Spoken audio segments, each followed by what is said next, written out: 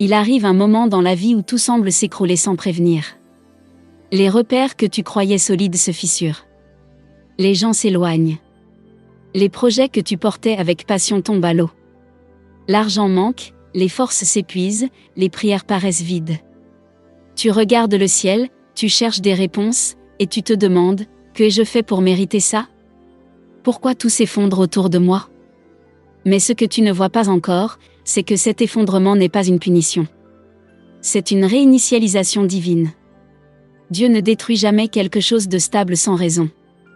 Il détruit ce qui empêche ton élévation. Et quand il veut te faire changer de dimension, il commence toujours par t'enlever les illusions qui t'empêchent de grandir. Tu vois, le changement spirituel ne commence pas par une bénédiction. Il commence par une perte. Avant d'être élevé, tu dois être dépouillé. Parce que si tu montes en gardant tout ce qui t'alourdit, tu tomberas aussitôt. Alors, quand la vie t'arrache des mains ce que tu voulais garder, ce n'est pas pour te faire mal.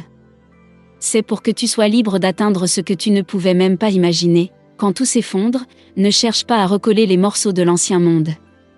Regarde bien autour de toi, souvent, les murs qui tombent sont ceux qui t'emprisonnaient sans que tu t'en rendes compte. Les relations qui s'éteignent étaient peut-être devenues des chaînes invisibles. Le travail que tu perds ne te correspondait plus. Et les douleurs que tu traverses sont souvent les contractions d'une renaissance. Dieu n'élève jamais un cœur qui s'accroche à la peur. Alors, il provoque des tremblements, des secousses, des séparations. Parce que tant que tu crois dépendre des autres pour exister, tu ne peux pas comprendre la puissance qu'il a mise à l'intérieur de toi. Voilà pourquoi il t'enlève parfois tout appui extérieur, pour que tu apprennes à t'appuyer sur ton centre, sur la source. Tu peux le remarquer, chaque grande transformation dans la vie d'un être élu commence par un chaos. Regarde les prophètes, les sages, les initiés. Avant la révélation, il y a toujours eu la solitude. Avant la mission, il y a toujours eu la perte. Avant la lumière, il y a toujours eu une nuit. C'est dans cette obscurité que se forge la vraie foi, celle qui ne dépend pas des miracles visibles, mais d'une conviction intérieure. Je suis guidé, même quand je ne vois pas le chemin. Quand tout s'effondre, le réflexe humain est de paniquer, de vouloir tout reconstruire à l'identique. Mais l'esprit, lui, sait que ce n'est pas possible. Ce qui t'arrive aujourd'hui, c'est une mue. Tu ne peux pas garder l'ancienne peau. Tu ne peux plus fréquenter les mêmes lieux, penser de la même façon, entretenir les mêmes habitudes. Parce que ce que Dieu prépare pour toi ne supporte plus tes anciennes vibrations. Tu vois, l'univers ne te retire rien qui t'appartient encore. Il ne fait que te libérer de ce qui te retenait. Parfois, tu crois que quelqu'un t'a trahi, alors qu'en réalité, il a simplement joué le rôle que la vie lui avait confié, te pousser à te réveiller. Parfois, tu crois que tu perds, alors que tu es simplement en train d'être repositionné. Les pertes douloureuses ne sont pas des fins, mais des transitions. C'est difficile à comprendre quand on est au milieu de la tempête. Mais regarde bien en arrière. Chaque chute que tu as traversée t'a appris quelque chose d'essentiel. Elle t'a forcé à te connaître, à prier autrement, à voir ce que tu ne voyais pas avant. Et chaque fois que tu croyais être fini, tu es revenu plus fort, plus lucide, plus vrai. Ce processus, c'est Dieu qui le répète à chaque cycle, jusqu'à ce que tu comprennes que rien de ce qui s'effondre n'était vraiment toi. La vie spirituelle, c'est comme une maison que la source veut reconstruire. Si les fondations ne sont pas solides, il faut d'abord démolir. Et toi, souvent, tu cries au ciel, pourquoi tout s'écroule? Mais Dieu te répond, parce que tu mérites une structure plus grande, plus stable, plus vraie. Il ne peut pas poser un toit neuf sur des murs fissurés. Il doit tout reprendre à zéro. Même si cela fait mal, quand tu ressens que tout s'effondre, arrête de fuir. Assieds-toi au centre de ton chaos. Respire. Observe. Parce que c'est là, dans la poussière, que les réponses commencent à venir. Tu comprendras peu à peu que cette déconstruction est une purification. Chaque chose qui part emporte avec elle une énergie ancienne, un karma épuisé, une vibration qui n'a plus lieu d'être dans ta vie nouvelle. Tu remarqueras aussi que, dans ces moments, certaines personnes montrent leur vrai visage. Ceux qui t'aimaient pour ton éclat s'éloignent quand la lumière baisse. Ceux qui te respectaient pour ton statut deviennent indifférents. Mais ne leur en veux pas. Ils te révèlent ce que tu devais savoir. Dieu utilise la chute pour te débarrasser des faux liens. Il te laisse seul pour que tu apprennes à discerner les vrais cœurs, et c'est justement dans cette solitude que la magie opère. Quand plus personne ne te comprend, quand même tes prières semblent rebondir contre le mur, c'est là que tu commences à entendre la voix intérieure. La vraie. Celle qui murmure sans bruit. Celle qui te dit, tu n'as besoin de rien d'extérieur pour être complet.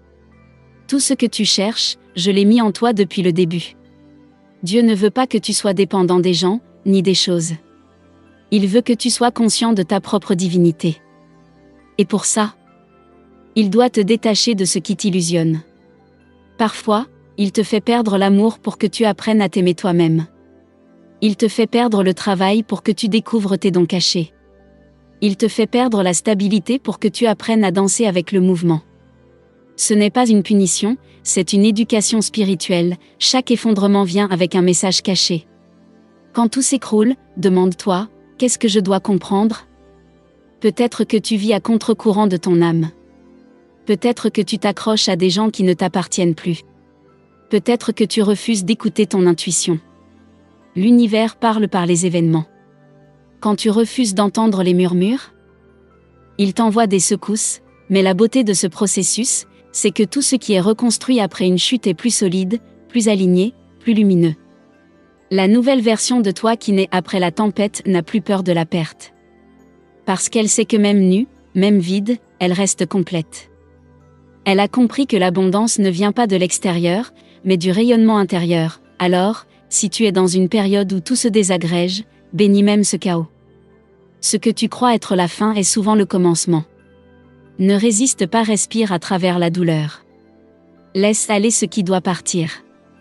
L'eau stagnante doit couler pour redevenir pure.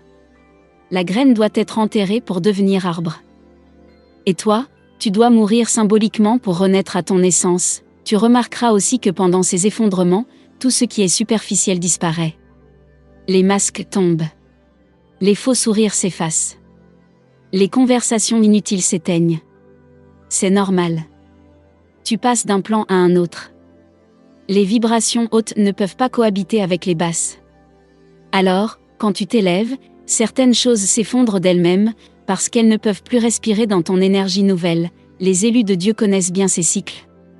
Ils savent que chaque destruction annonce un agrandissement. Ce sont des initiations, pas des malédictions. La douleur n'est qu'un voile qui recouvre la transformation. Tu crois que tu perds, mais tu es juste en train de naître. Et plus tu acceptes ce processus, plus tu le traverses avec grâce. Alors, au lieu de te plaindre, remercie. Oui, remercie même pour ce que tu ne comprends pas encore. Parce que dans quelques mois, tu regarderas en arrière et tu diras, c'était nécessaire. Ce que tu vis maintenant forge ton prochain niveau de puissance. Et la vie ne te laissera jamais tranquille tant que tu refuses de devenir celui ou celle que tu es réellement. Ne cherche plus à réparer ce qui est mort.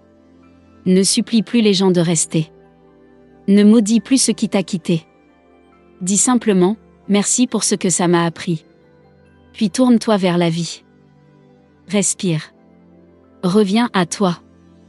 Mets ta main sur ton cœur et répète, je suis prêt à recevoir le nouveau. Parce que dès que tu dis cela avec sincérité, l'univers commence à réorganiser les pièces autour de toi. Ce n'est pas parce que tu ne vois pas encore les fruits que Dieu ne travaille pas.